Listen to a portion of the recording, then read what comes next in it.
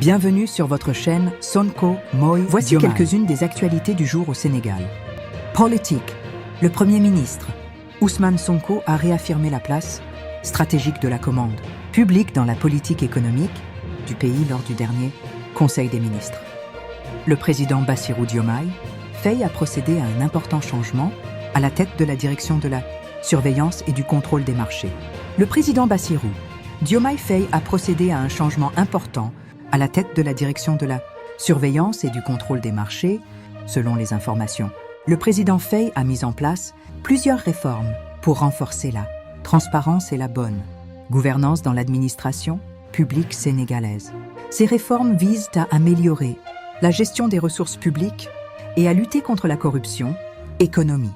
Les marchés financiers ont réagi négativement aux récentes déclarations du Premier ministre Ousmane Sonko sur la réduction des coûts de l'électricité et du carburant. Après l'annonce de la réduction des prix faite par Ousmane Sonko, les Sénégalais ont réagi diversement.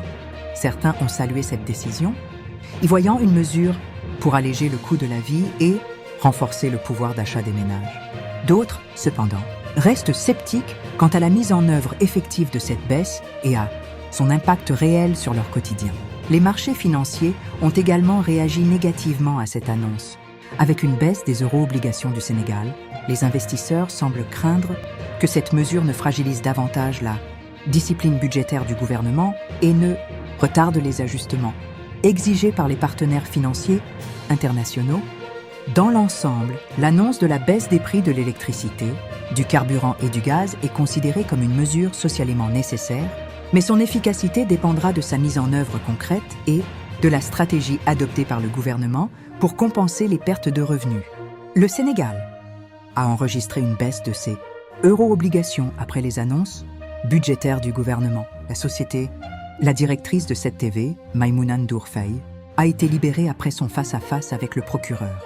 Maïmouna Ndour Faye, directrice générale de la chaîne 7 TV, a été arrêtée dans la nuit du 28 octobre 2025 dans le cadre d'une enquête liée à la diffusion d'un entretien avec Madiambal Diagne, un journaliste recherché par la justice sénégalaise. Les circonstances de son arrestation ont suscité une vague d'indignation au sein de la classe politique et de la société civile sénégalaise. Selon les informations, Maïmouna Ndour Faye a été interpellée par des éléments de la gendarmerie dans les locaux de la 7 TV de manière musclée et brutale. Son signal a également été suspendu.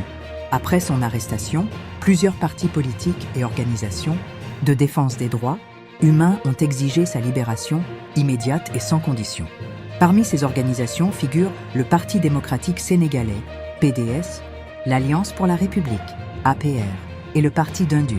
Maïmouna Ndour Faye a finalement été libérée après plusieurs heures de garde à vue, tout comme le journaliste Babacar Fall, directeur de la rédaction de la RFM, qui avait également été arrêté dans le cadre de la même affaire.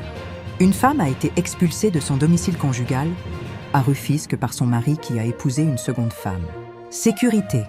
Un dangereux individu est activement recherché par les forces de sécurité pour des faits non spécifiés. Un incendie a ravagé un studio d'enregistrement au marché central de Fatick. Sports. Le Stade Rennais, entraîné par Habib Beye, s'est incliné face à Nice, mettant son entraîneur sous pression. Les Lionnes de l'équipe nationale féminine de football ont décroché leur billet pour la prochaine Coupe d'Afrique des Nations. C'était tout pour aujourd'hui. Nous vous donnons rendez-vous dans les prochains jours. Abonnez-vous pour ne rien manquer.